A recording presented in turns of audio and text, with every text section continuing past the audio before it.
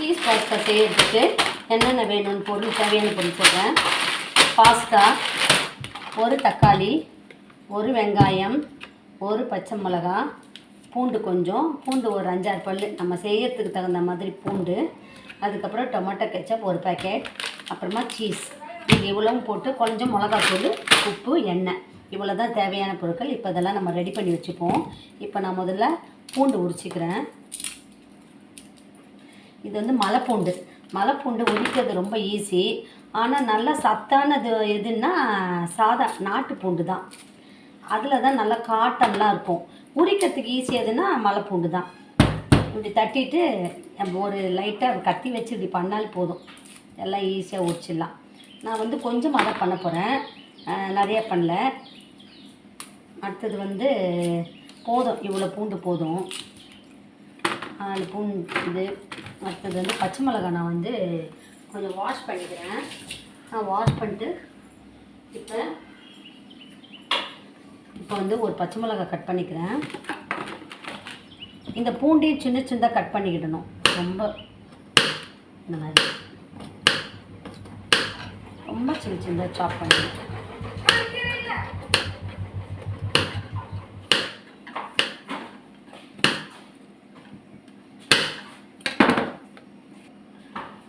பூண்டு உரிச்சிட்டேன், பூண்டு சாப் பண்ணிட்டேன். அடுத்தது வந்து வெங்காயம், இது பச்சை மிளகாய், என்னடா இது ரொம்ப. அடுத்தது பச்சை மிளகாய், அதையும் சாப் பண்ணிக்கிறேன். இதில் வந்து கொடை மிளகா, காய் எது வேணாலும் போட்டுக்கிடலாம், நம்ம இஷ்டம்தான். நான் இப்போ வந்து சீஸ் பாஸ்தா பண்ணுறதுனால நான் காய் எதுவும் போடல. இப்போ தண்ணி வந்து பண்ணி வச்சுருக்கேன் அடுப்பில். இது வந்து சின்ன சின்னதாக கட் பண்ணிக்கிறேன். தக்காளியும் ரொம்ப சின்னதாக கட் பண்ணிக்கணும், ரொம்ப சின்னதாக, அப்போ தான் சீக்கிரமாக ஆகும் வேலை. தக்காளி கட் பண்ணிவிட்டேன், பூண்டு சாப் பண்ணி வச்சுருக்கேன், பச்சை மிளகாய் எல்லாம் சாப் பண்ணி வச்சுருக்கேன். அடுத்தது வெங்காயத்தையும் சின்ன சின்னதாக அரிஞ்சு வச்சுக்கிறேன்.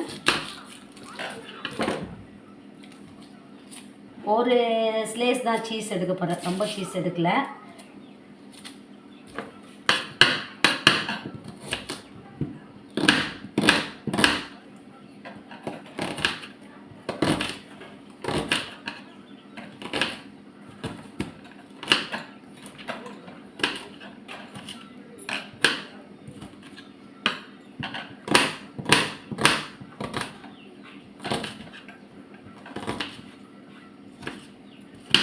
இப்போ வெங்காயம், தக்காளி எல்லாம் கட் பண்ணி வச்சுட்டேன்.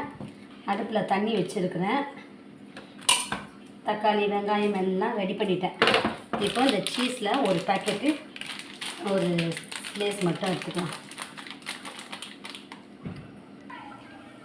சுடு தண்ணி வச்சுருக்கேன் பாருங்கள் அடுப்பில்.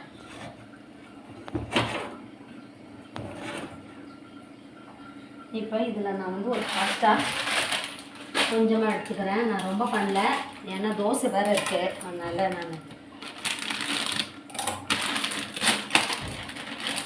நான் வந்து டேஸ்ட்டுக்கு தான் பண்ண போகிறேன். ஒரு 5 நிமிஷம்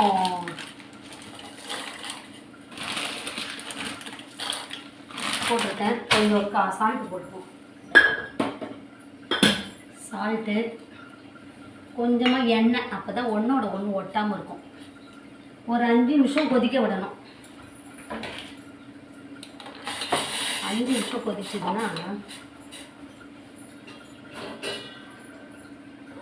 அதுதான் ஒன்றோட ஒன்று பாஸ்தா ஒட்டாமல் இருக்கும். இன்னும் கொஞ்சம் போட்டு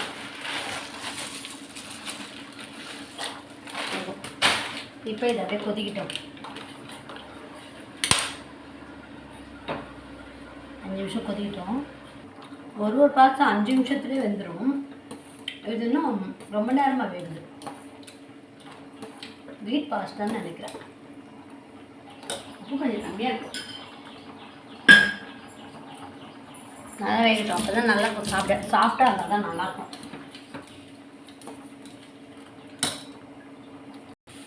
வடிகட்டி எடுத்துக்கிட்டேன்.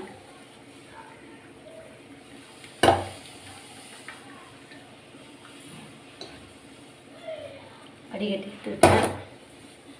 இப்போ வந்து பாஸ்தா எப்படி பண்ணுறதுன்னு பார்ப்போம்.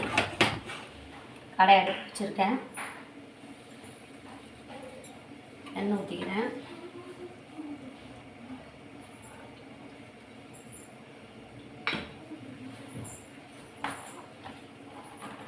பூண்டு,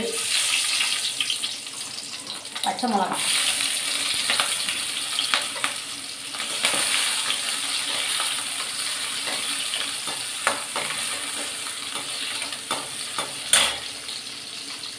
வெங்காயம்,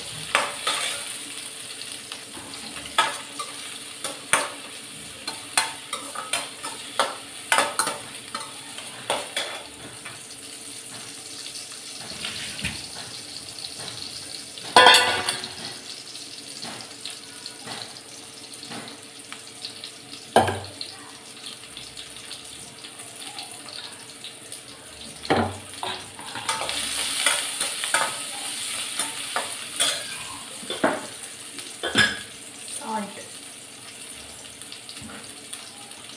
தக்காளி,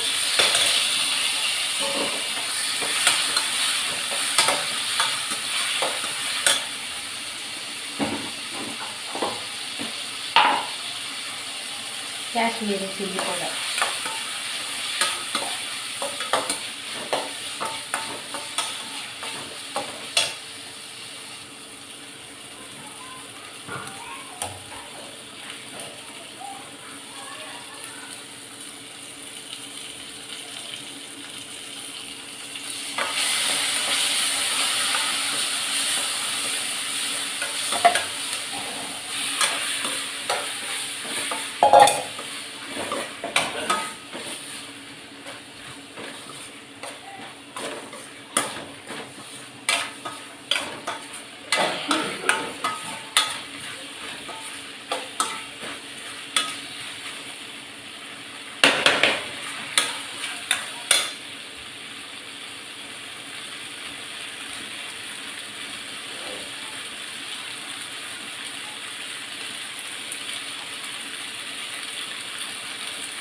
Yeah.